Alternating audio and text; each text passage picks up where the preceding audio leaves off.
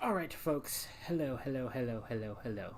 Um, I am live right now, and you guys are probably already seeing some weirdness that's going on Twitch. But what is up? It is I, the keeper lip of your usual Call of Cthulhu craziness. Here, today we won't be hanging out with the great Kalapthulu. He's taking a break today because we have a good friend with us today. We have Mr. Damon Holmes the second, which we'll talk about. I have questions as well, but he is a good friend of mine. He's going to be talking to me about life, liberty, and the pursuit of happiness. But we're just gonna have a chill stream. It's gonna be question and answers. So if you guys got stuff that you want to post, I have most of my chats up. I will be asking some questions myself. We will get to know each other very intimately, all of us as a family. Just to remind you guys, yes, we still are in the works for giving you a pretty exciting story of Prohibition Thirst featured by the Call of Cthulhu campaign. But for the time being, let's just hang. Let's just talk. Let's get to know our friend. And without doing much work, I'm going to wait for a thumbs up by him to see if I can switch over. And we're good. And so, everybody meet Damon Holmes. Hello! Mr. Holmes the Second. How are you? I am I am okay. I am sober, so we are good. We are good. Well, that's the first problem. um, I mean, I'm ready to go. I got my little whiskey right here, right, we got to talk about and that too, it because will you keep me company, you you had know? some you have a very specific brand that I I'm do. interested in. But are we sponsored? Because I really need to know if they're going to send me more bottles. I'm Hey, willing to test all of them if you all want to right now. sponsor us, I personally am not Damon's manager. I found out very quickly that he already has a producer, manager, and makeup artist just sitting in All his of those place things. listening. He's right over here. He's in his bed. Um, he's busy. He's busy. He has an Instagram. I don't even know what it is. What? Um, Super that yeah. excited. I mean, you think I'm joking? It's actually a serious thing. I'll talk you more about that later. It's for real. He does have an Instagram. But before we get into any of that, tell us a little bit about who Damon Holmes II is. And we had a very interesting conversation just before this about what the difference is between the second and junior. Because I was confused. I don't know if you all are confused, but I'm confused. So I want to know more.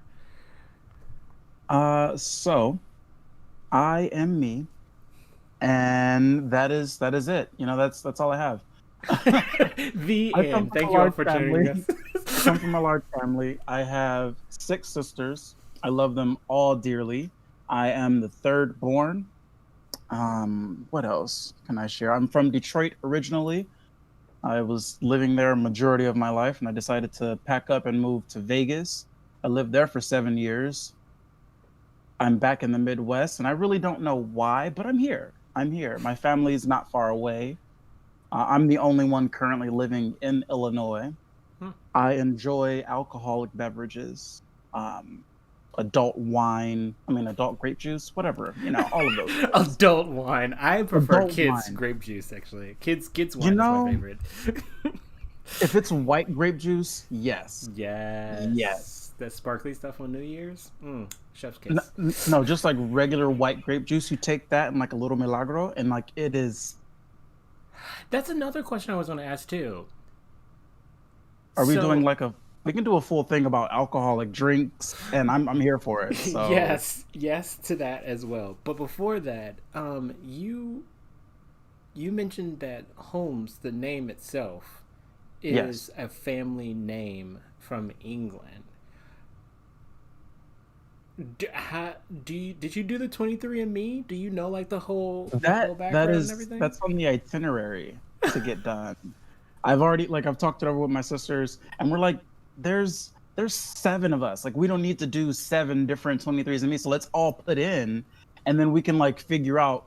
our, lineage, unless one of them has a different father, in which case that's a different family secret. But we don't have to go that far today. You're gonna find out one of you all was adopted by doing that. One of them, honestly. And I've been accused of being the adopted one forever. Yeah. One of my sisters actually, she said, "You look like you were left in the hospital by one of the Wayans brothers." So that stuck with me for a couple of years.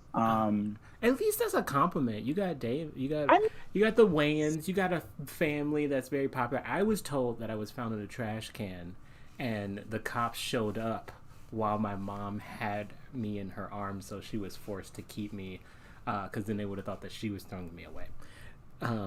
Let me tell you all, family is a beautiful thing. Family is a beautiful thing. Very, very beautiful thing. That was an overshare moment. That was beautiful. We're definitely about to overshare. Are we? I didn't sign up for this. Letting everybody also know, please hydrate. Please definitely hydrate. I got water as well, but I got. Wait, I'm sorry. You have what? I have Uncle Nearest. Uncle Nearest. It's the premium whiskey. I actually just bought it. It is currently owned by a Black woman. So happy Black History Month for y'all. Yes, happy Black History Month. So Uncle Nearest, it is a brand named after Nathaniel Nearest. He was a slave who taught Jack Daniels everything that he knew about barreling, about getting your whiskey just right. And they took that formula and they made their own whiskey. 100 plus years later. So right now it's currently owned by a Black woman whose name I am trying to find. And I cannot find. We will come back to that. Yeah. But, Fawn Weaver. There it is. Fawn Weaver. And I bought my first bottle a couple of weeks ago. It's so smooth. It's about a $50 bottle, which I try to stay under like $40, but I am absolutely willing to spend the extra 10. Yeah. Super smooth. It tastes like it would mix really well with other things. But I like it. Did you get it from? I'm trying to think, because you and I are both from Chicago, Midwest area. Mm-hmm. Did you get it at a major name brand store that you can get it from anywhere? I got it from Benny's. It's the same price on the Uncle Nearest website, which I was going to order it from there, but I really wanted it like right away. Wait. And I might get my next bottle directly from the source just to make sure that I know all of the money is going to the business so they can continue making products. Well, Fawn, if you are hearing us right now and for some reason you stumbled upon YouTube or Twitch or Facebook, I am more than happy to tell people about everything that this brand has to offer. Yes. I can send you my address, whatever else you need. You let me know. I'm here. Uncle Nearest is my uncle too. Like that's where we are right now. His name is my name too. Whenever we go out, the people always shout, give me booze every second I can have. But also Holmes. We're gonna focus on this at some point. We need to just break it down. Yes. Okay, so it's an English name. I don't have like direct lineage to England, and the Queen's land. She's been around for 1,000 years. Have you been? I have. It's a beautiful, beautiful place, and I can't wait to go back. Like once the world has stopped burning. So it's on the list. I feel that as well. But the second, and I think that's where you really wanted to get there. Yeah. So I get questioned this often enough. It's weird, but it happens. People ask, like, what's the difference between second and junior? So from my understanding, it goes senior, junior, second, third, and then beyond. So the second is supposed to be the second person named after the first person. So technically the third. My mother did not like that. So she said, you're the second, you're after the first. That's how it is. Yes. I'm okay with it. Yeah, I like that a lot better. Also, I feel like the Roman numeral makes your name way more official. So like, I would want to be the fourth or fifth child so I can be like, well, no, because then after a while it's just like, man, your family really hates coming up with names, I'm assuming. Hey, don't do us. I mean, you're the second, but imagine being like the seventh. Beautiful name, like it has some strength behind it. To give 6 other people that same name. Okay. Um, Then I would like to have the unique part of my name be a Roman numeral, but then I would just change my name from Lip to 7. And my name would literally be the Roman numeral for 7, which actually would be dope. I think. I that think. actually sounds pretty dope. I think I'm gonna just go have a bunch of children until we can get to that point. Just name all of them Damon Holmes II, and then I'm gonna call them by their numbers. Oh, there you It's go. going to be like Umbrella Academy. Yes, yes. Number 3, number 4. So let me just jump to this because I wasn't even expecting to ask this question. You watch Umbrella Academy. I have watched Umbrella Academy. What's your verdict on it? You like it? You don't like? Did you read the comic book? I did not read the comic book. Okay. I am now aware that the comic book exists, and I will probably read it now. I have. I'm right with you. I have not read the comic book, but I have seen both seasons, and yo, the plot. There's some stuff that I was like, I could see better happening, which I won't give any. No spoilers will happen on this show, but it was good. It was alright. It was for I enjoyed it. It's really It definitely took some turns, and I'm excited for where they're going for season 3. So yeah, I really enjoyed it, and I was surprised because I watched like the first couple episodes, and I'm like, oh, this is okay, and then I kept going. Little did I know, episode 3 and 4 is where things got intense. They got crazy. So I went right back. If you guys are not like into particularly like gory scenes, the first season was a little bit more gorier than the second. I don't even know if gorier is a word, but there was more blood and guts in the first one, but not even still it wasn't that crazy. I think that they do it very tastefully. But if you are very, very weak at the stomach, this is probably not something that you would get into. Well, it's not like Game of Thrones, so oh God, no. It should be fine. Game of Thrones has ruined me. Was it the Starbucks cup? It was definitely the Starbucks cup, wasn't it? No, just like there's nothing gorier than a Starbucks cup. Khaleesi's entire storyline. The entire thing. It ruined me as a person. We're not going to do spoilers because I don't know if anybody still has like the urge to want to see it. Right. It is absolutely worth it from seasons 1 to 7, midway through 8. It is absolutely worth it. Okay, so you're gonna probably be pissed when I say this. I know you're gonna be pissed when I say this. So I've only watched one episode of. I'm actually going to be finishing our interview right now. I have a phone call that is in happening. 4 minutes. I didn't even remember that it this was happened. happening. You gotta just take it now. But if it's any consolation, it is probably single-handedly one of the most important episodes on Earth. I won't say any detail about it, but my first and last intro into the series was the episode entitled Red Wedding, and I was shooketh.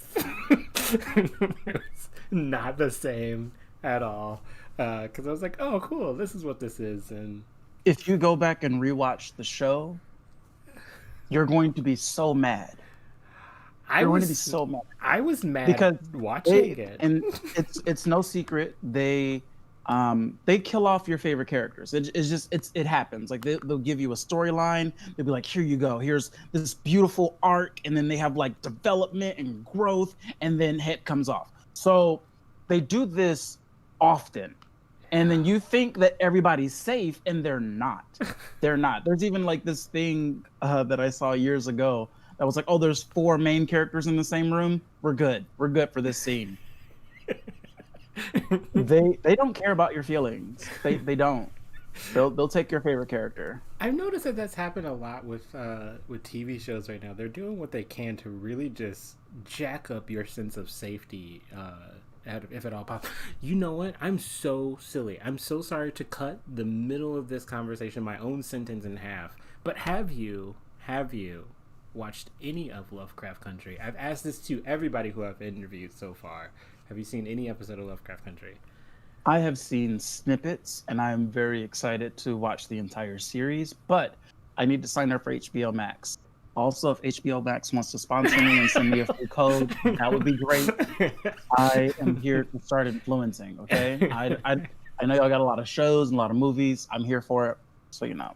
Oh, Um, also Game of Thrones, HBO, right there. Look at us, full it's right here. circle, It's full full circle. circle. We're linking everything together. I thoroughly recommend you watch that because we can't continue having the conversation that I stopped myself from having until you watch that because there's so many things I want to talk about. I know, and it's been like on the top of my recommends. Like as soon as I get HBO Max, that's on the list. I got a couple of movies that I'm gonna watch. I'm gonna rewatch the Euphoria show. I need to. You know what? Okay, so here's what you need to rewatch it. So you've seen both of the seasons already? Well, no, the second season Yes, hasn't come out yet, right? no, I've seen all of the season. The season one. I'm ready for season two to come. Uh, I haven't seen the movie, the Christmas special that they came out with last or this past December. So I'm ready.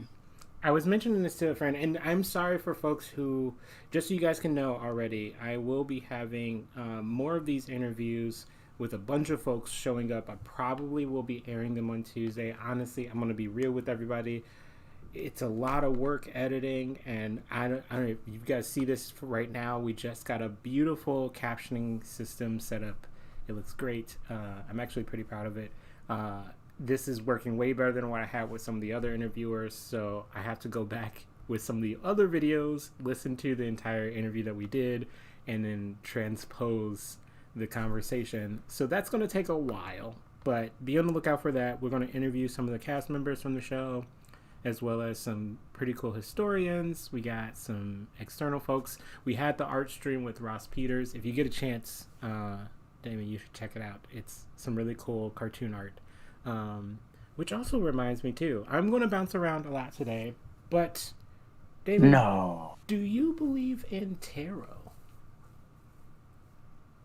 I believe that the universe is a thing, and all of the elements that come into play with it are beautiful in their own right. That being said, I really don't know. Like tarot card readings look fun, but like I don't want to get my future read and they pull like 6 death cards, and I'm just like, well, how long do I get? Like I'm looking at you like a doctor. Like 3 weeks, a month. What are we talking? I love How reckless I love can that I you be? say that too because I get that a lot. I get a lot of people constantly saying that like I don't want, and I'm right there with you. I don't want anybody to put a spread in front of me and tell me you have 6 weeks to live. Also, I don't want anybody to like put a card in front of me and be like, "You're going to win $1 million tomorrow," because to me, I just don't think that's that's what tarot cards should ever be. I know that a lot of people kind of pitch it that way. Um, One reason why I bring it up to you because I do know that you are very interested in telling the story and understanding the plot and jumping into character and the universal understanding of the universe. So what I usually do for my streams is that I will pull a card at the beginning to kind of talk about where we are mentally, how we're feeling, and then pull another card at the end saying how are we leaving this space. Um, and it's not about the future. I never pull, and if anybody did not know this before when you were watching my show, I don't pull that to let you guys know this is what's happening in your future, this is what's going on.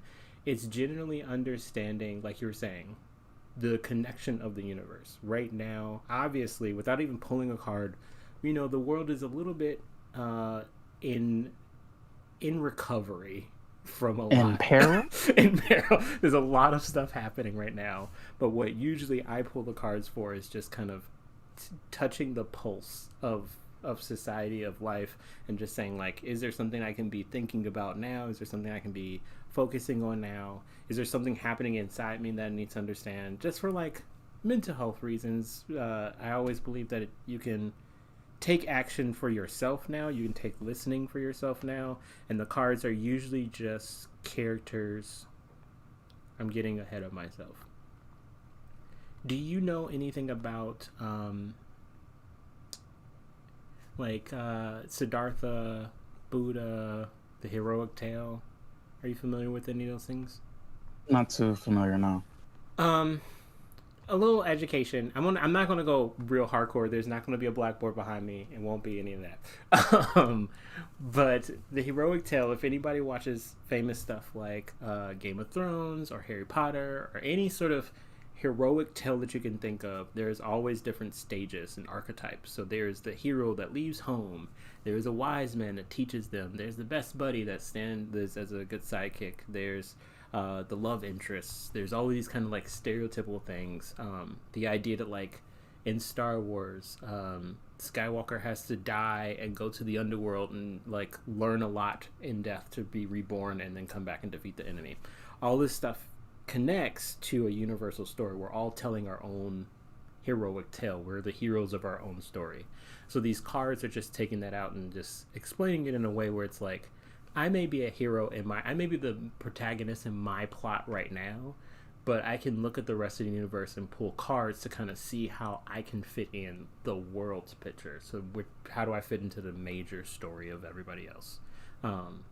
I say all that because going into story, and trust me, I intentionally connected into stuff. Um, you One of the things that got me inspired to have this interview with you was that you spoke pretty deeply and passionately about your engagement with story. And I am curious because I wanted to hear it on stream out loud with other people watching. So I'm not like telling myself this is just a magical moment where I was high and this conversation was imagined. What got you into this element of being fascinated by story? And do you tell stories of your own? It's a beautiful question. I think I've always been fascinated by where our imaginations can go and the worlds that we can create and the characters within those worlds. I would think that I'm similar to a writer in that respect. Anybody can be a writer, which is, I guess the blanket statement for a lot of people, but Hmm. I love like the way that people kind of piece everything together and connect these storylines and really tell something that could move you, something that can, make you feel seen or recognized, and something that you can just really connect with. As far as telling my own stories, I feel like I focus solely on my experiences and what would be the best way to kind of piece this together for someone that doesn't know me, doesn't know anything about, the situation. What would be the most entertaining way to kind of get you into what I'm saying and then just kind of keep that ball rolling? I've Nice. always been fascinated by, how words can really grab people and how you can hang on to them with just your word. That's beautiful. That makes me feel very good as a writer because I hope to do that with every word that I write. I feel like if you're not doing that with each words that you're writing, you're really just writing for uh, exposition, self exposition. Sometimes that's fine. I'm not downsizing anybody just kind of journaling their own life. Please do that as well. But if I really want that passionate grip from somebody, I hope that I do that in every word that I say. Um, what was So, your first story that you got into? are we talking All like right, I need to give some books, like parameters. narratives? Like I need something just a little more specific because if we're talking movies, there are hundreds, maybe thousands at this point in my life Were that I've you seen that I uh, feel connected with. were you more a person who jumped into like cartoons and television first, or were you that kid that like picked up a book the first second you could and tried to read the words? I felt like I was a little bit of both. I always had kind of this aura of that bookworm type person that just wants to sit there and like flick through. I feel like with comics and with books, that was kind of me. But I also like sitting down and like watching Looney Tunes with my grandparents. I liked watching Static Shock when that came out. That was Oh, one of my favorite yes. shows. Loved that show because I Yes. felt seen. I'm like, you know what, black superhero, let's do it. I know there were others, Green Lantern. What's my guy's name? From Marvel. I am going to get Panther? rung up for this. Black Panther? Black Panther. The other dude, bald guy, did the Bald guy show. for Marvel. Iron. Oh, you're talking about Luke Cage. Yes, Luke, there it is. It's funny because Jesus, you were. I would. I did the adventure with you. You were like Iron. Oh, Iron We Fist. were Oh, taking the Luke Cage. walk. We were getting there. But yeah, I mean, it was nice to kind of see the birth of a new superhero, you know, right before my eyes. That was kind of cool. At Yeah. least I'm pretty sure he came out like around that time. Yeah, he was. He was definitely in the 2000s era. Uh, this is going to frame the rest of this conversation as well, because I might end this interview early. I'm joking. DC or Damn. Marvel? I can't do that because I grew up on both. Like I have so much love for DC, and I feel like I have an affinity now for Marvel. I've been a huge Spider-Man fan for as long as I can remember. I've always loved Superman and Batman. Um, I enjoyed the Green Lantern. He wasn't my favorite, and I felt like he was supposed to be because he was black. But I'm just like I've enjoyed him, but not my favorite. Same with Aquaman. Like, get your fishy ass on somewhere. um, But I love both. I really do. I do wish that DC did a better job of telling stories now, and that they stopped trying to retell the same stories and hoping to get newer audiences on this old ass story. Like, no, leave us alone. Give us new characters. Give us the other DC characters that we're not even bringing into the fold that are way more badass than Batman, way more badass than Superman. Give us that. So if we're talking comparison wise, like who's doing a better job, Marvel's doing a better job of telling a wide spread of stories, where DC is just kind of, here's Batman, here's Superman, Wonder Woman. Like they're just like they're sprinkling the Justice League like characters on us just now, and I've been wanting that for 15 years. Yeah. Like, can I swear on this show? Because I Sure. just It's okay. funny. I've been having an issue with that as well. You'll notice with you guys when I finally put out the other interviews, we've been kind of dancing around the fact of like, do we want to swear? Do we not want to swear? We're talking about important things that like I'm pretty sure people underage can benefit from, but at the same time, swearing is part of life. Children, understand. If we keep it Canadian PG-13, I get Dude, at least one F-bomb, there so you I'm good go. with that. So we're I'm just good gonna with do that. it that we're gonna do it my way, where Cthulhu approves of exactly 13 swears per session. So, boom. Am I already over? Because I'm pretty sure. I Pretty think sure we I both did. opened with hello and then just a slew of swears. Yeah, yeah. I'm pretty sure it's the same way. But the good thing is, the more you drink, the lower the count becomes. So, just a reminder, everybody, stay hydrated. But also drink booze. But also stay hydrated after you drink booze. Uncle Nearest, 1856. Truth. I only asked the question about Marvel and DC because, one, I will say this: I am passionately connected to the argument constantly happening. I think that we should always have somebody in your corner, somebody in your world that is constantly pushing you to be a better being. And as long as, in my opinion, for a while, I have different opinions now, but as long as DC has Marvel and Marvel has DC, they will constantly improve upon their framework. That being said, countering your point slightly, I think that even though Marvel has been doing a good job of twisting the narrative and giving the public pieces of the comic book history that us nerds have had for years, and kind of holding out as this like little nugget of like, yeah, I used to read that comic book and here's a real thing. In the comic book world, I hate to say this out loud on camera, but Marvel's been crashing and burning pretty bad.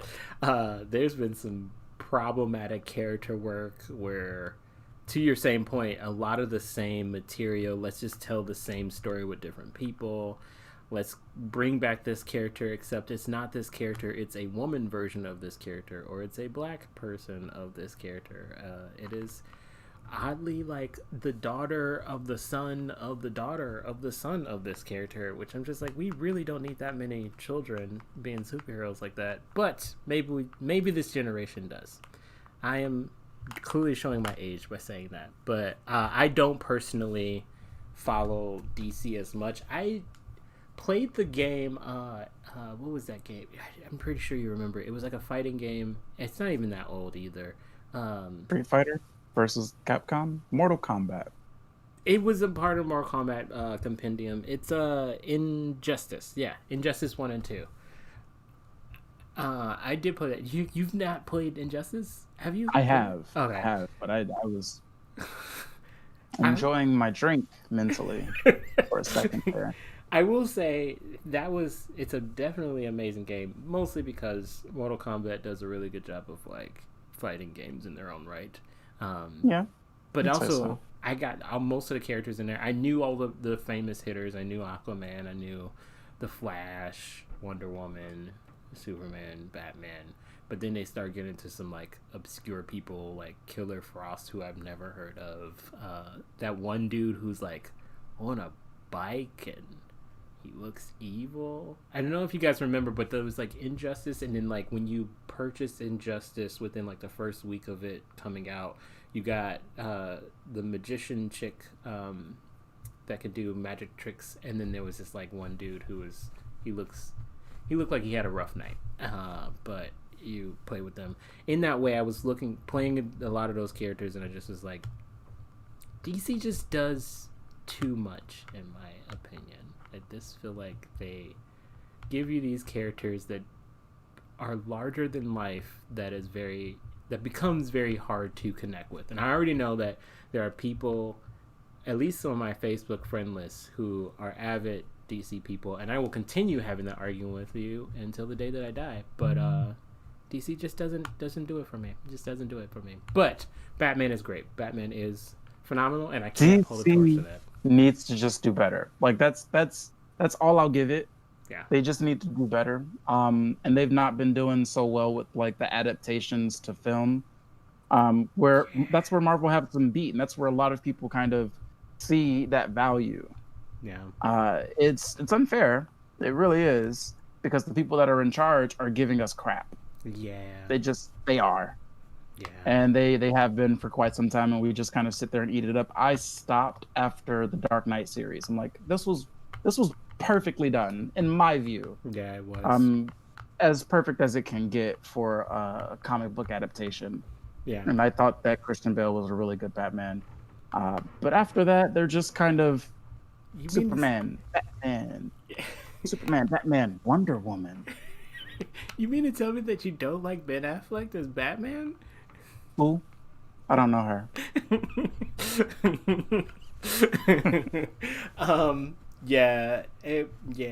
Yep.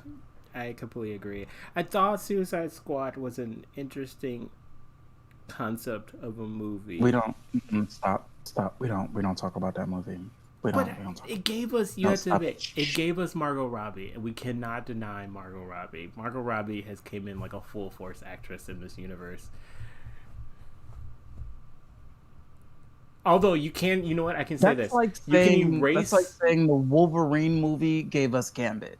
Let's not pick up pieces that we like. No. Overarching theme. I know enough about the DC world to know that Harley Quinn is not the side character of Suicide Squad. She was, honestly, if I'm going to say anything about DC and their movie making, Margot Robbie playing Harley Quinn in that series was the only saving grace, and they knew that because they gave her the sequel. She did everything that she could to keep that franchise from like potentially having a life, to the point where now we're even seeing a video game come out of Suicide Squad, which I don't know how I feel about it, but Margot Robbie is probably going to voice Harley Quinn.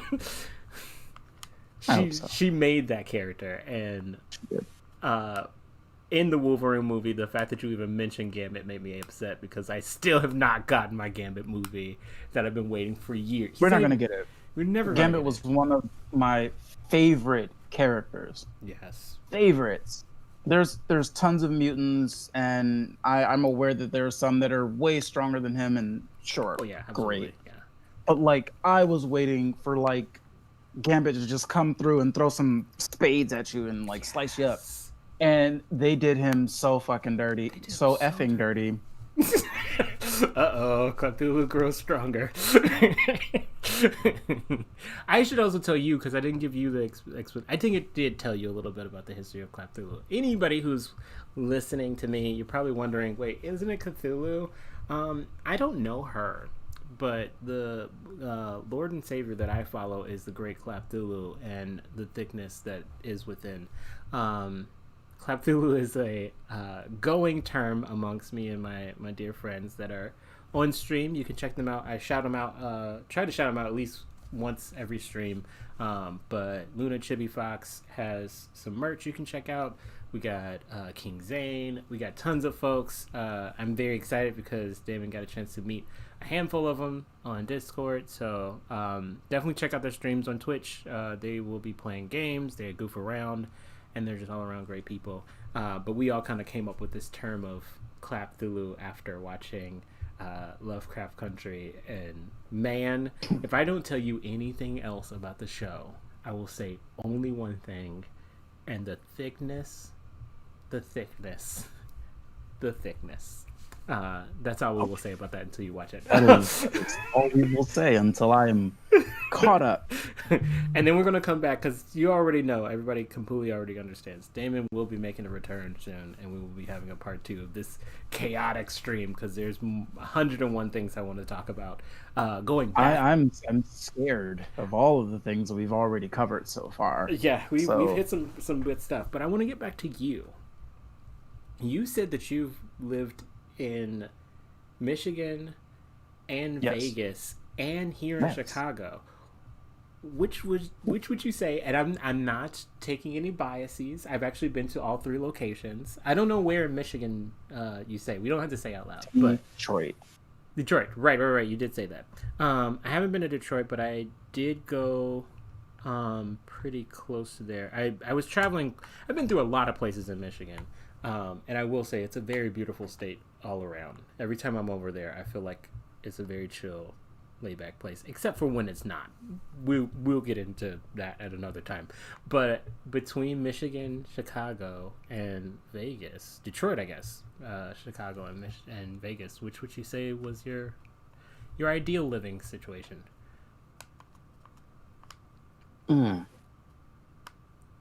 It's kind of hard. I feel like I did a lot of growing in each of those places. And at different stages of my life, it was exactly what I needed. I love Detroit because Detroit raised me. Detroit taught me to be the person that I am. I love Vegas because I was an adult there. Like I was able to kind of go out and really explore and find out who I was in Vegas. And I made amazing friends and learned valuable life lessons that I would not trade in for. And Chicago is it's a beautiful, beautiful city, sister city to Detroit. Yeah. And when I did live there, I lived in Rogers Park. Like I lived north side of Chicago. So I was up in the boonies, in the burbs. And now I'm out here in the west suburbs now. That's mainly because of COVID. Like I wasn't running from the city for any other reason but COVID. Yeah, I do know that a lot of folks had to do that. One of the things that happens in these big cities during COVID is that like you can't really. It's so scary to be completely surrounded by folks. And shout out to folks who are really kind of going out there, doing your life as best you can, and still staying safe in all of this. It is not an easy time for anybody to kind of survive in major cities where things kind of hit hard here. But I did the same thing. I ended up moving out to the south suburbs myself. So my question about Vegas that I want to know, is it stereotypically... I've been there a couple of times, but living there, the going kind of consensus is that living there is a completely different arena than like what people expect of Vegas. Like obviously when you think of Vegas, you think of like not sleeping, getting drunk like constantly, ending up on somebody's roof with no pants on. Like they have everybody has like that quote unquote Vegas story. But is that what it's like living there? I guess it must be funny too to have tourists It that is like that. it can be. It definitely can be. I feel that it is what you make it. It is definitely not what most people expect it to be. And I don't know, I guess I've surprised people with showing them around the city, like visitors that I've gotten close with, that I've, befriended, and I'll show them around to the city, parts of it that I love about Vegas. And they're like, "Oh, I had no idea this was here. Like, did you think we all lived in casinos? Like, what is going through your mind?" I think that's what people Um, think. I think so. But I mean, there's a lot of like cool things about it. Like, so they don't have the lottery there, but every grocery store, every gas station, they have like a little section where it's slot machines. I always thought that Mm, was fascinating and mm, kind of cool and also really weird. yeah. Um, Bars are 24 hours there, so if you have an affinity for drinking, like you will get set there. Mm, So there's no 4 a.m. spot and then the 2 a.m. spot. No, you stay here, drink all night. So that's it was amazing. great. Like if I work like super late, like if I'm getting off at like 3 a.m., 4 a.m., I'm like, I just want to have a drink and then go home. I can You could scroll down the literally do street, that. and then I'm out. I would say, I I love Vegas. I love all of the things that it taught me. There's definitely more to what meets the than what meets the eye. Definitely more. yeah, you picked some pretty provocative places to live too, because Detroit has a very strong reputation for people who don't live there. Chicago has a very strong reputation for people that live there, and Vegas has a strong reputation for people that don't live there. Most recently, a lot of like heavier drama in those places kind of like speak to a lot of things. Um, but you were saying earlier you were near family when you stayed in the Midwest. Hmm. Do they stay near the like edge of Michigan, or are they back in Detroit and you just travel between Chicago and Detroit to see them? Yeah, that's kind of what it is. They're all in Detroit. I'm here, the only one here. Um, yeah, some of them live like in the metropolitan area. Some of them live like right in the city, right in the heart of it all. And I make the commute. And I used to fly back and forth from here to Vegas. Flights were not cheap. No, not at all, not at all. I've flown this this past year, 2020. I flew 3 times, 2 times, 3 times, 2 or 3 times. I can't remember. But the last time that I flew into Chicago to come back home, it was like a week later, and then everything shut down. So I was like, oh, yeah. But now, the first thing I thought was like, man, if I would have just waited. Terrible thought to have in retrospect, but I was like, if I would have just waited a couple more months, that flight would have been super discounted. It would have cost like 99 cents to fly at that point. Um, 99s. but yeah, do miss that. Do miss that. Other things, cause we're gonna just kind of talk about it. We're gonna just go there. What is one thing that you kind of miss about going out doing stuff ever since this crazy COVID life happened? Karaoke. Yes, I remember that. Yeah, so like I'm not some great singer or anything like that, Lies. but I have Liza Minnelli lies. shut your mouth. Absolute All right, lies. you I shut will your say this right mouth. now. I'm looking dead at the camera. I have heard myself. I was really drunk, but I heard myself the with these ears, that voice, and you right there, that person that you're seeing on the screen, is a very good karaoke singer. I think that he doesn't want you to think that he's a very good karaoke singer. Because that's the trick. Good karaoke singers always want to try and blend in with the crowd so they can have that moment where they go up on stage and just slay the damn thing. Tell me I'm wrong. Tell me I'm wrong.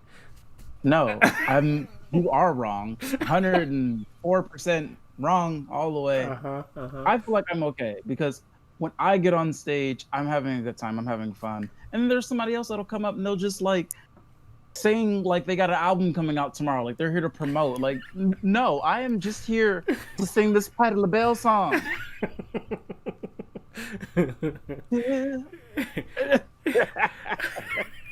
How long have you been doing karaoke? Well, it's not a career or anything. I guess Even I as a started. hobby. Uh,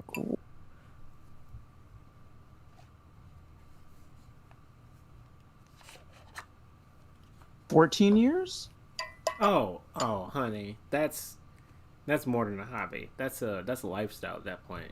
Well, I mean, You I don't get to go like every day, but if you're talking like when I first started doing it till now, yeah, about 14 years.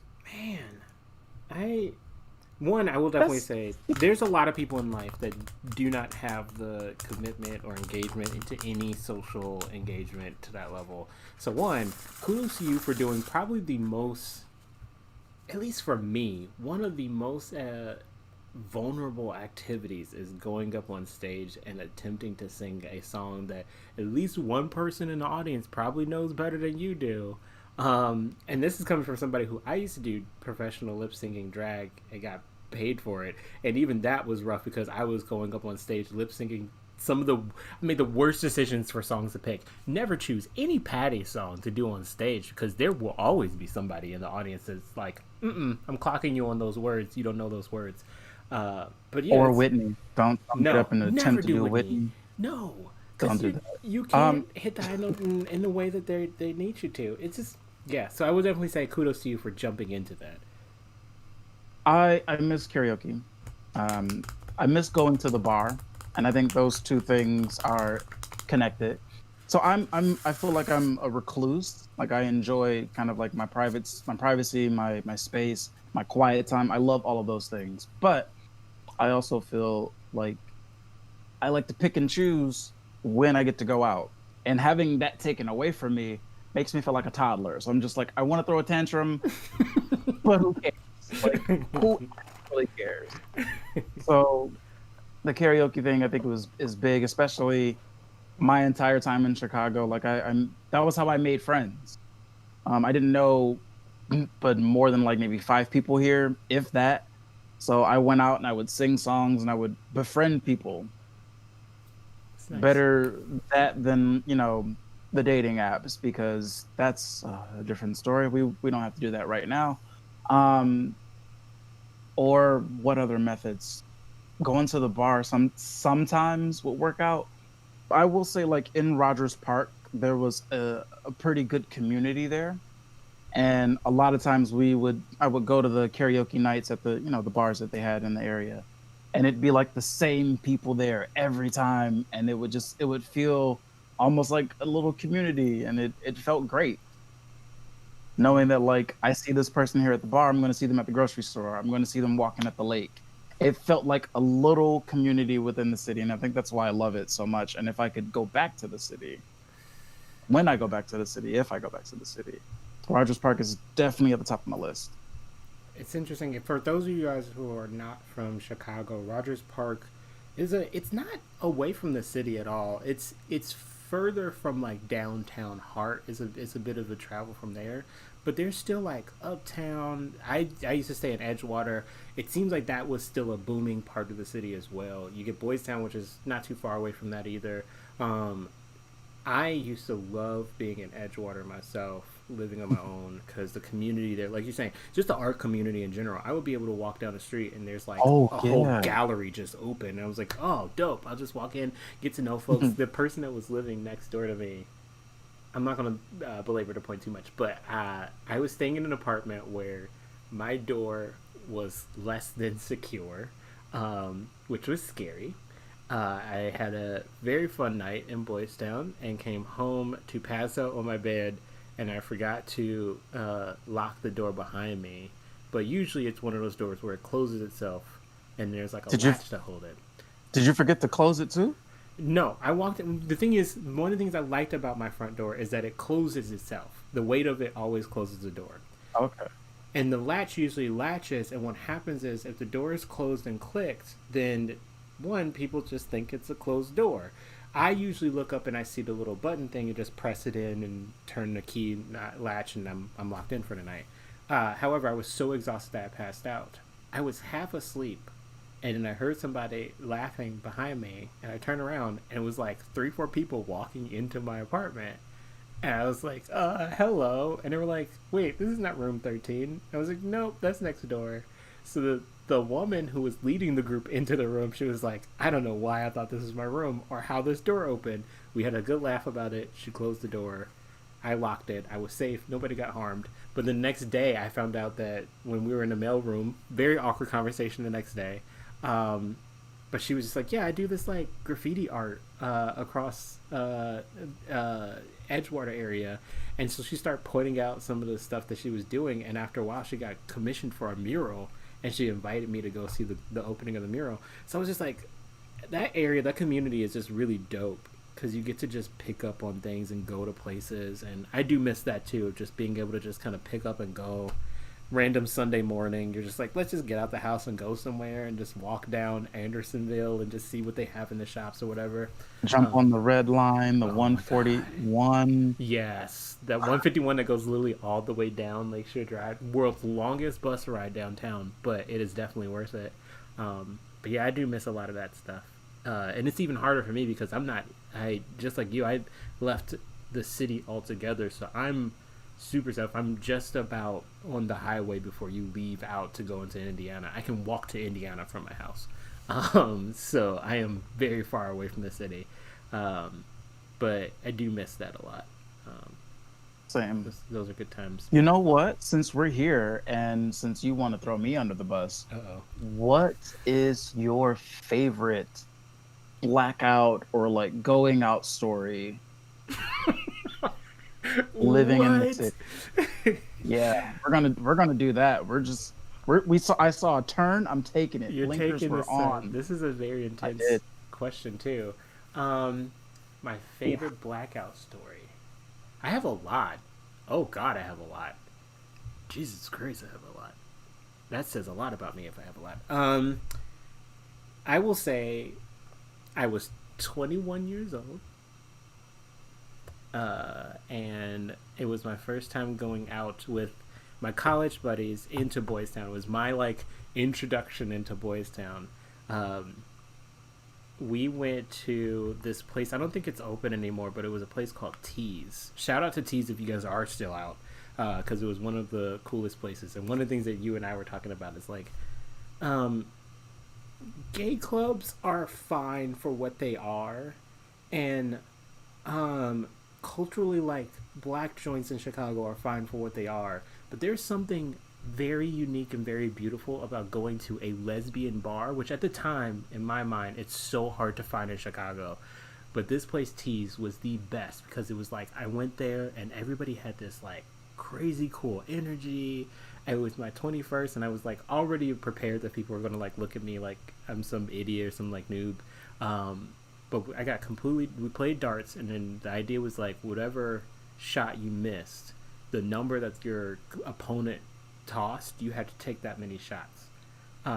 So what was crazy is that it got to the point where I racked up what they called a gallon shot. So if you get a bullseye, I have to drink a full drink of something. Um, but this guy knew that I was like a very lightweight, so he got me what he called a seven flight, which was 7 shots of Jaeger. Let me just tell you all, I don't do Jaeger for a very specific reason. To this day, I'm still permanently scarred from Jaeger because I did that and I don't remember much. I remember ending up in another spot. How do I explain this? Have you ever been in that drunken state where you feel like big chunks of your night just go missing, and you just wake up and Oh, or like come yeah. to, and you're like, when did I get into this bar? That happened. There was like a I remember there was like a part where there was somebody doing like cartwheels on a bar and like singing Elton John, and then there was like another time where I was literally sitting next to somebody on a piano, like way over there on the west side, and like what is that? Oh my god, I can't even think of it. It's been so long since I've been over there. Over there where the Western Blue Line stop is. Um, Okay. it's like Hipsterville. What is Hipsterville called now? Wicker Park. Wicker Park. There we go. I was like, Jesus Christ, I couldn't think of Wicker Park to save my life. But there's like this piano bar there. I was sitting next to somebody who was playing on a piano in Wicker Park. I somehow ended up in Andersonville doing something with the Swedish Museum or something. And then I remember somehow I woke up the next day and I was in somebody's apartment. It was one of the women that I went to go to tease with. Woke up in this woman's apartment and she was just like, I need you to drink at least 8 glasses of water. I need you to call somebody that you know and let them know that this is the address where you're at currently. And she was super nice about getting me back into the city. Apparently, she was all the way out in Morton Grove. So I don't know how I got out to Morton Grove, but I woke up the next day in almost a completely different city. And I was like, yeah, I don't think I'm ever going to get that drunk ever again. Oh, that was a journey that we just took. Oh, yeah. Okay. To me, I'm Um, pretty sure most people think that would be a stereotypical like Vegas story, but no, that happened right here in Chicago. okay. I feel like I have to like change. I was gonna tell the story that happened in Michigan before I even left to Oh, Vegas. When please. I was still a child, um, You were per se. 21 when you were drinking, right? You were 21 years old. You ain't have to do that, all right? This is a family programming, all right? You ain't got to do that. Um, I was at a friend's birthday party, and if this friend is watching, or if he somehow stumbles upon this, I'll send it to I him. regret nothing. So I was at his birthday party, I think, or a graduation party. This is how messed up I was. So this was right around the time when like Four Locos was hype. Like everybody Oh was like, "Oh, Four no. Locos, yeah, do it up." This is also when I was poorer than what I am right now. So Four Locos, like you're talking Yeah. like $3, $4, and I'm fucked up. Yeah. I'm effed up. Shout out to all I'm my not people. gonna do this, No, we're not man. gonna do it. Shout out to all of our folks out there who have lived that four local lifestyle. It is the fastest way to get drunk and pass out for a night. It's terrible going down, but then you feel just fine afterwards. Well, I found a few flavors and I've not been disappointed. They also have a new thing called Monacos, which has kind of taken the Yes, place of Four Locos, yes, yes, yes, which yes. I'm here for. I We love don't have them. to talk about that right now. But anyway, I was drinking a Four Loco and I drank like 2/3 of it and I was done. I was done. Um, I tried to finish the whole can. I don't remember if I did, but I ended up falling asleep in the doorway from the kitchen and the dining room, and this party has like 100 people at it. So my friend's mom yells to wake me up because someone brought me a pillow and a blanket. They're just like, "Oh yeah, I'm sleeping in a fucking doorway." I can't stop Just go it. swearing. Just go for it. I'm Just go sleeping for in it. a doorway, and she's like, "Damon, get up, go upstairs and go to bed." I don't have a bed at this house, so I just popped in my friend's bed, and I wake up and there's two people on the side of me that I don't know. I'm like, "Who are you? When did you get here?" And I think my friend was on the other side, and I don't. Who are you people? I'm going back to bed, and I went to sleep. um, shout out to That's my not that's not the worst of it. That's or the worst story. That was the one I was going to tell until you decided to like unravel this this sequel, if you will, to a Vegas night, Chicago edition. Yeah, I had a Vegas night, but I'm not gonna talk about that. But yeah, tell us your worst one. I'm here for the worst Oh, one. it's definitely not my worst, but it's definitely, on par with what you just gave us. Oh, let's hear it. Let's hear it. It'll have to be from Chicago. So in Chicago downtown, there is a bar called Second Story. Mm. It is a famous bar with people that have been in the city for years. It's also quite hidden. Yeah. It's a fun little rinky-dink bar. It's maybe 300 square feet, tiny little thing, but reasonably priced drinks, especially for the downtown area. And they do the job. I'm convinced to this day, I was roofied. I had two drinks total, two drinks, maybe a sip of a third, but I did not go past two drinks. So I I enjoy my couple of beverages. I'm out with one of my coworkers who has a friend that's visiting in town. So we're all out, we're drinking together, we're celebrating. Yay, work. That was kind of where we were at. We're just having a good time. Well, fast forward to me finishing my second drink and tasting a little bit of my third because the third was bought for me. Like I didn't pay for it, so I didn't mind not finishing it, especially considering how quickly it affected me. Needless to say, we were only about hour and a half into the night, and from that time of finishing and realizing that my drink was done, going outside, sort of remember doing that, don't remember anything else. I remember waking up in a hotel room, praying to the porcelain gods all of my beliefs for that Oh, day. oh, And I think I woke up, ran to the bathroom, and then just hurled my beliefs right into it. Jumped back in the bed with more people that I didn't know. What is wrong with me? you're an introvert. Welcome to the club. We we stay quiet and we wake up in the bed with people that we don't know in houses that we've never been in before in our lives. I was in a hotel room. I had to go to work that day, and I still had to travel home so I can get dressed so I can go to work. Needless to say, once I got to work, they sent me home. They're like, "You're not going to be helpful for us." I said, "Okay, you're probably right. You're probably right. I, I can't I can't calculate." They did like our little huddle when we come into work. Like, all right, this is what we got going on. This is what I need you to do. I need you to get out there. Oh Let's yeah. let's Oh go. Those claps, sent me. Mm. yeah. If I Oh, could have worn sunglasses into the building, I absolutely would have.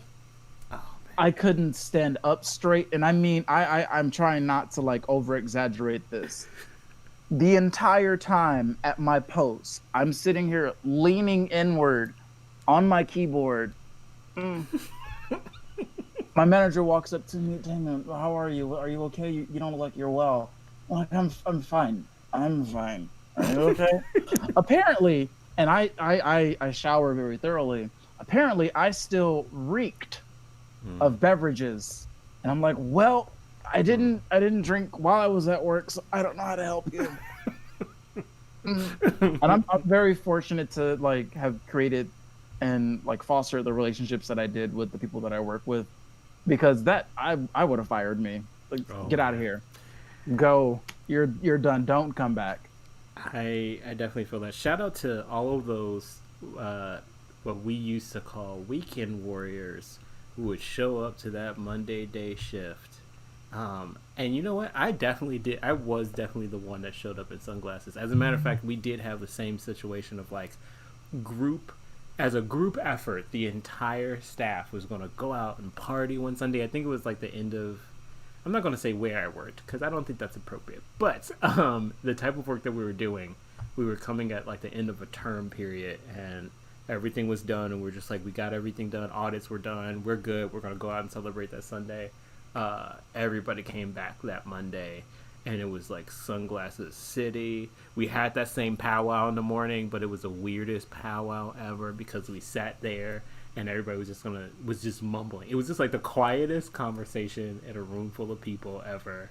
And then, like you said, at the end, usually there's this like clap. There's this like, let's go get them. This is more like a, all right, I'm gonna go to my desk and I'm gonna you go over there. And we just drifted, we just drifted in different directions. This was a Wednesday. Oh, that's even This was worse. a Who gets Wednesday. fucked up on a Tuesday? You don't do me, okay? Don't do me. All right. Go ham on a Tuesday. That's There was intense. a song about it. All right. There was an entire song about it. You're going up, and it was on a Tuesday. Get the blood going up on a Tuesday. You heard that one song and you thought, let me just go out right now. Let me hit it up right now. Honestly, that song was my life in Vegas. Like Tuesdays were the night to go out. $2 Tuesdays. I Oh, would get drunk for under $10. yes. Like it was a good time. That's $10 including tip. I just Oh, know how to order. oh my God, you guys, you were right. I'm shouting out to my folks in college too. Taco Tuesday at Flacco's Taco Tuesday. Tacos. And the Margarita Mondays. Oh my God, I do miss that place. I'm not. If you all want to sponsor us, anybody who we've mentioned today, if you want to You're just sponsor, looking for sponsors. at this point, I'm just gonna put up a sign above my head that just says "looking for sponsors." I will say We're whatever you want available to. sponsorship. Whatever. I mean, you let me know. We can do a 30-second commercial. There we go. I would definitely do it for Flacco's Tacos. I lived for Flacco's Tacos. Oh my God, there's a history with that place. You go there and they give you the world's largest cup. I'm pretty sure they stopped doing this because you have to lose your business by doing this too much. They were giving us like barrels of margarita for like $2-3, and all of us college students were like getting. We didn't have any money at all. We're spending our like grocery money for the month on that one Monday to get like 8 different margaritas, 4 different tacos, and I used to get the carrot cake because I don't know why. That's such a weird combination, but I tore it all up. Oh man, I miss that. I miss those days where you can just kind of go. I miss stuff like that in college. You can just go out and just go ham on some crappy food and then just pay for it the next day. Pay for all of it the next day. Do you miss the good old days? No, Do you long for greatness? I'm not. Flacco's I'm Tacos. not gonna. I'm not gonna go into detail, but good old as at like I was doing a GOODOL. commercial. That was a Even as commercial. even as a I'm letting commercial, people know. even as a commercial, GOODOL apostrophe. Everybody, PSA announcement. That phrasing, I am going to permanently be triggered by. There is nothing good or old about anything that I do from here on out, especially when referring to the good old days. But that's politics. We're not talking about You're attacking my entire like vernacular accent articulation, if that's a word. We're gonna make it one because bootylicious. Um, moving forward, yeah, because do at you this enjoy point, more refiner things in life? When you're talking to your significant other, do you want them to shut the hell up? I was just about to start On going those into. nerves. I'm just about to go into that conversation too. You know where this is headed. It is currently February 11th, which means in 3 days, In um, 2 days. there will be a very special day. Are you going to Oh, be doing anything on this special Sunday, day? I'm going to church and I'm going to pray for you sinners, all of you sinners. I'm not doing this. But Have mercy. you don't have I have 8 never plans for this partaken. in the Valentine's Day? None whatsoever. Okay, first of all, no, because you're trying to get me in trouble. Second, of course, Valentine's Day is super important. Soup's important. Um,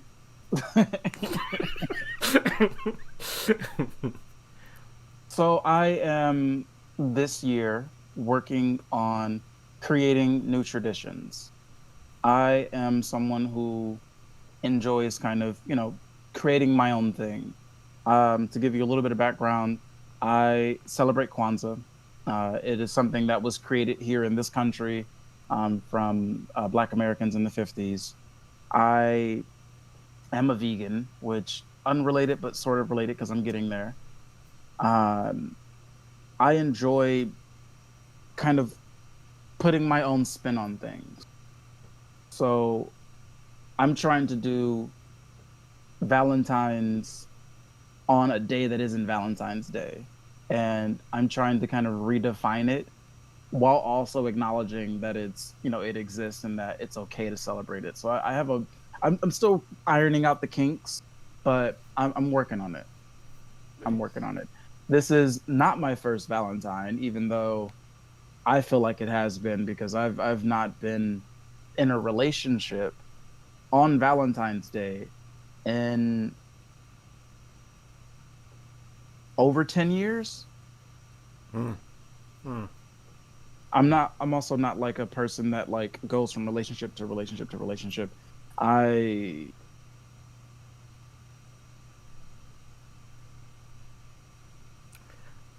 I will say this for what I'm hearing, all you individuals listening out there who are looking for new traditions. There's D Holmes II CEO that I'm speaking with right now. yes, That being said, founder of new traditions. I will definitely say myself, I am right on the same boat with you. Valentine's Day to me seems so weighted and such a problem. I don't know that I can count how long it has been since I've actually had a Valentine's date on Valentine's Day.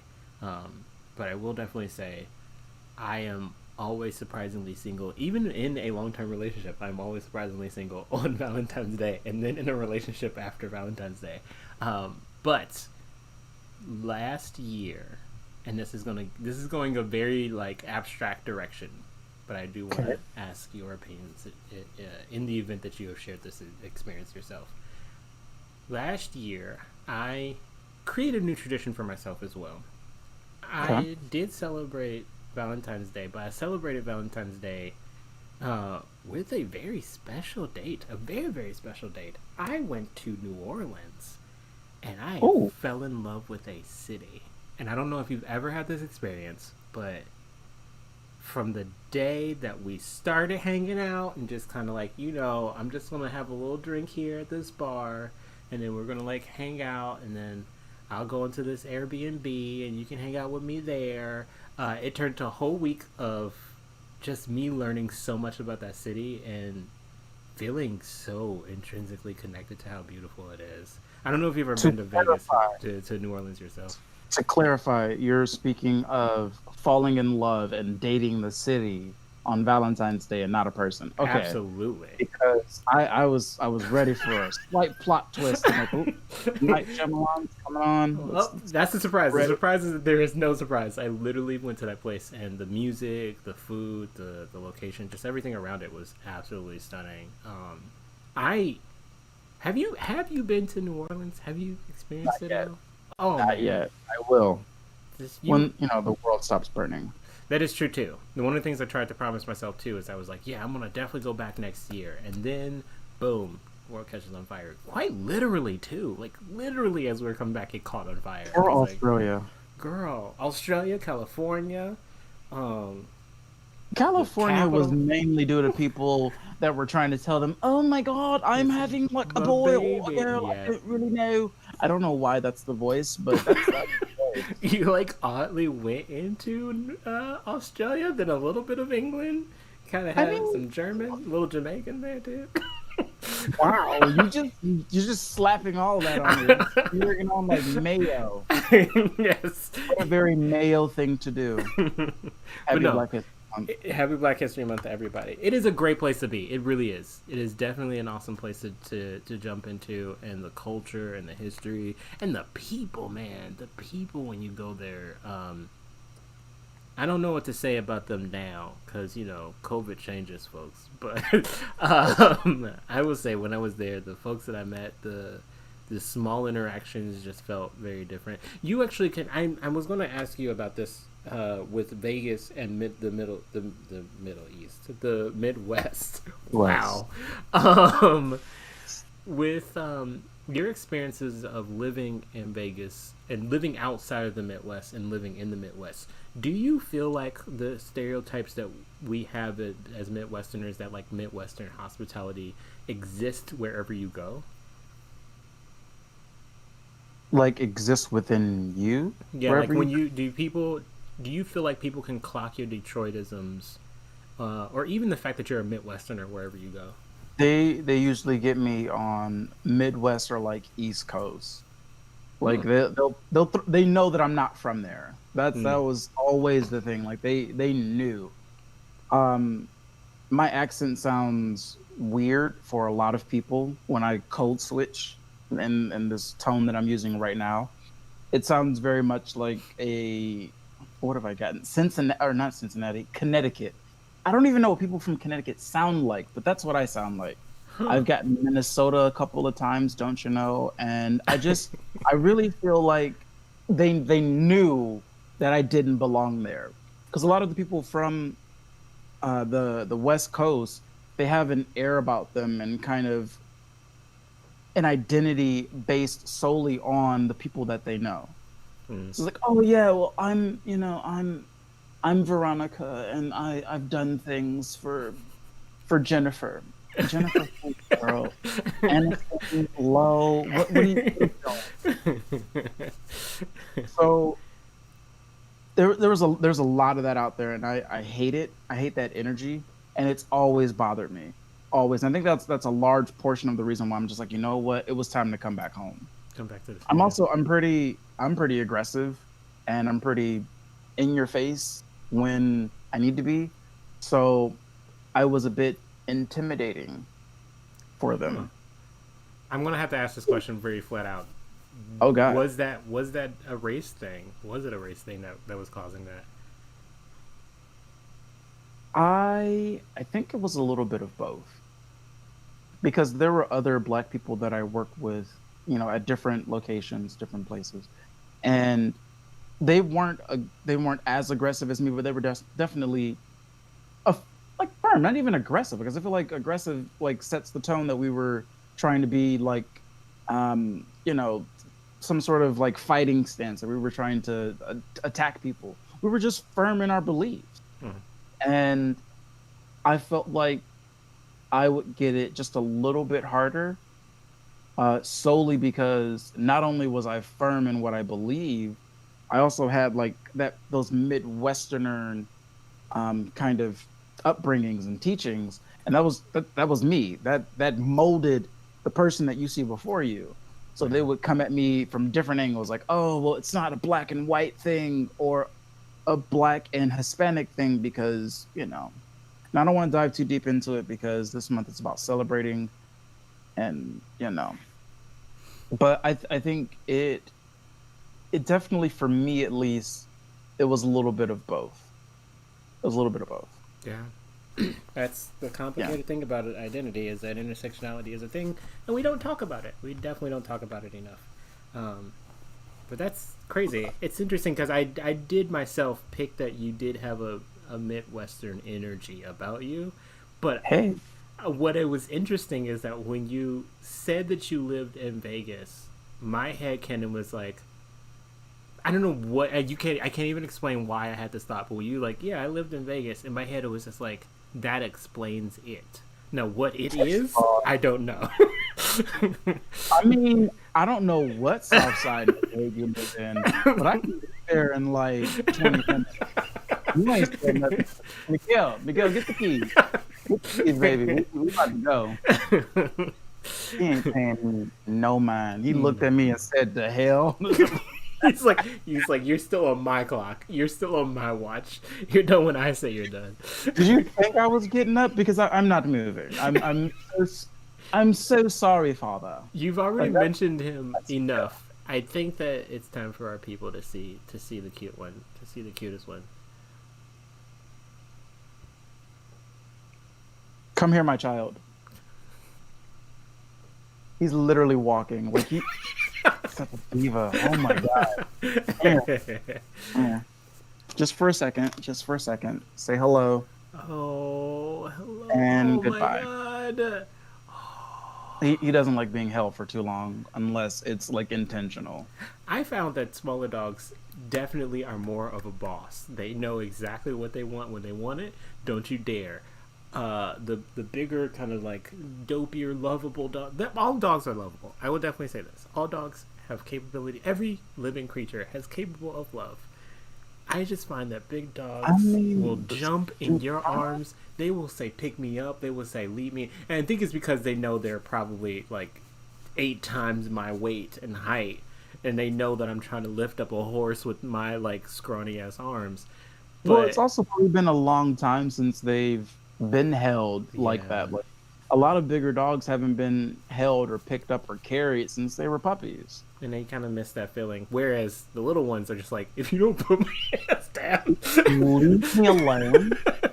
Leave me alone. I'm, I'm tired. I'm so sick of this. Don't do it. Don't. I'm going to my room. So my dog's name is Miguel. His name was picked out before I got him. His name before it was Miguel was Bowser, and I should have kept it that way because I love Luigi and Mario Brothers. I'm getting off topic because Miguel is a spoiled little creature. Oh, I love it. I can only give you a couple examples. So we're sitting downstairs, and I like jumping on the game, and I'll sit and I'll play Grand Theft Auto Online on PS4. And that's what I do. Like I jump on there and I use it to kill time. Yesterday, I put on my headset. All right, I got it on. I'm talking to my people. I'm like, hey, we're gonna go around the corner. I'm gonna pick you up in the car. We're gonna, go and shoot some things up. We're gonna go grieve people because that's what we do. I was apparently too loud. Miguel ran upstairs. He said, I don't know what the hell this is. I don't like it. I don't like it. Going upstairs. We're not doing this in my Caucasian house. When you can keep it down, that's when I'll stay on the same floor with you. Wow. Oh. He's gone as far as like, if I'm talking and if I've like lowered my voice, he'll come downstairs. He'll pop on the sofa next to me. Father. I'm like, hey, pups, how you doing? I try to like pet him. He moves away. He's no. You were loud before. That has not changed. Remove yourself. That is my dog. I don't know where he gets it from. I'm going to blame one of his other parents because he has a lot of them. He has a lot. Oh, he has a lot of parents. So it's like a little tribe that raises him? It takes a village. It takes a whole village. I feel that. It takes a village. I definitely feel that. I unfortunately had to let go of my near and dear Nina. I love Nina so much. We put her down about a month ago now. But oh, I'm sorry to hear.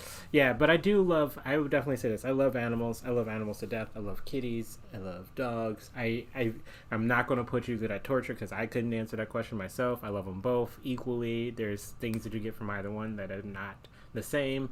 I'm surprised that you have a dog that does that because every cat that I've had in my possession has done that to me. I've literally had one that was just like, no, you're going to pet me on this thigh and this thigh only. You can't touch any other part of my body. He is a cat that barks. And that is what I told the apartment complex when I moved in here. Like, oh, you have a dog? I'm like, yeah. Like, how much does he weigh? 6 pounds. Like, oh, that's practically a cat. Like, if only you knew. If only you understood what was happening. Well, we are coming up on the 1.5 hour mark, and like I said, I could talk for years on any subject. I appreciate that compliment. That is a beautiful compliment. There's tons of stuff that we've already kind of reached that we will definitely have to come back to. But if you guys want to see more, we're going to probably have to go one of these days. I'm going to just have the entire stream just taking a series of your favorite TikTok videos, and we're going to break down what exactly makes a good TikTok video, because I'm starting to get into that as well. Episode. That's going to be fun. I like that. So definitely check out his social media. Wait, hold on, I'm going to find. There we go. Down in this area right there. Right. Nope, other way. Oh, there we go. Yeah, everything's backwards. Ooh. Everything's backwards. On the Instagram, on that's Cash App, but sometimes if you just look on some social media and at Holmes II, you may just find some information. If you find a payable account, he takes 5s, 10s, 20s, 25s, 30s, 35s, 40s. I'm not a stripper. But I also include them. We'll take all of those things. And, Fawn, if you're listening, Uncle Nearest, 1856 free. We're looking for a sponsor. Okay? I just want a couple bottles. I'll tell everyone. I'll tell everyone. Yes, I'll text my mom right now. I don't care. Everyone needs a bottle. All right, support black businesses. Yes, please support black businesses. In Chicago, I know we usually have a Black Business Week, but why stop there, Oh, that's y'all? dope. Why stop there? Support all black businesses. Just like, let's just do it. The restaurants need it. The stores need it. I'm pretty sure anything that you're about to go online right now on Amazon to order for delivery has something nearby that somebody black has created already that you can go ahead and purchase. I'm just saying. Now. I'm just saying. That's how we get things working in this world. But any sign off last minute statements you would like to tell the people before I'm kind of mad we didn't do like a Valentine's themed episode. We had like maybe 5 minutes to talk about it. I really wanted to dive deep in like your dating habits so we can pick it apart for the audience. I'm very glad that we took this time to talk to David Holmes. No. How much time? We got like a couple of minutes. 4 minutes. Let's break down why. You've given up on love. Let's unpack that. Okay, that's real extreme. That's real extreme. Giving up on love. How dare you? I'm all the love I need in this one. Do you see this hair? Which, by the way, folks who have not noticed, this hair, and I don't know if you knew, because even when I first met, holy crap, I've known you for a year. It's been. Don't make it sound like it was a dreadful year. Unintended. It was a dreadful year. But I have known you for exactly 1 year. This is crazy. So this is a 1 year knowing you, but my hair has grown at least. I did the measurement before. 4 inches? It was close to like 4 or 6 inches. And I haven't gotten it touched by a professional in such a long time, so that's why this bandana is over it. But I do have tools to probably start attempting to retwist my own hair. So I just stumbled across something that might help you, because that's what I use TikTok for now. Life hacks. Oh, nice. Oh my god, don't make the flaming hot mac and cheese. Do not make whatever the hell that white woman made on her kitchen table. The nacho cold stone. Please tell me you saw these videos.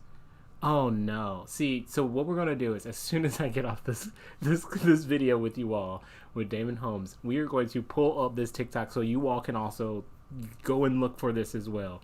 People are doing some crazy things on TikTok. They are putting nacho cheese on counters with some ground beef and lettuce and pickles. Wait, are they putting aluminum foil down first, and then they put the it's chip? Going right on there, and then they take their cheesy hands and then they go and get the plastic tortilla bag, open it up, dump the chips onto the table, crumple it up with their hands, and then get spades, little paint spades, and shuffle it together, and then scooping it into a toasted tortilla and eating it.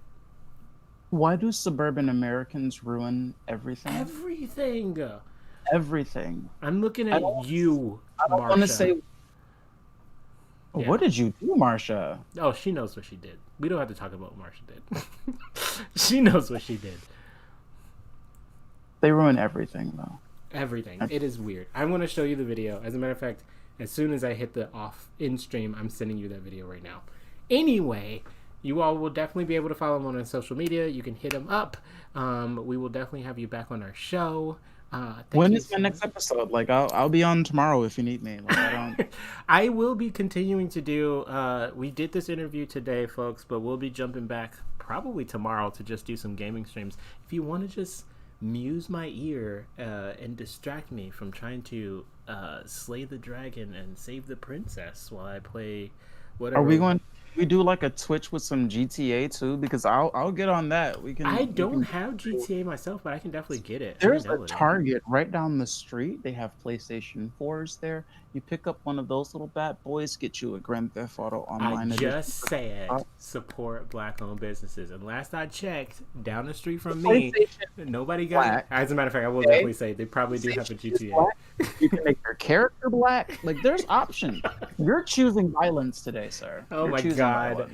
I will definitely probably play some GTA if you are willing to jump on. So we can definitely see you for there. It probably won't be tomorrow, but it'll be at some point when I get paid and by it. But Just you let me know. I'm gonna look for that video that I found of that guy doing the thing.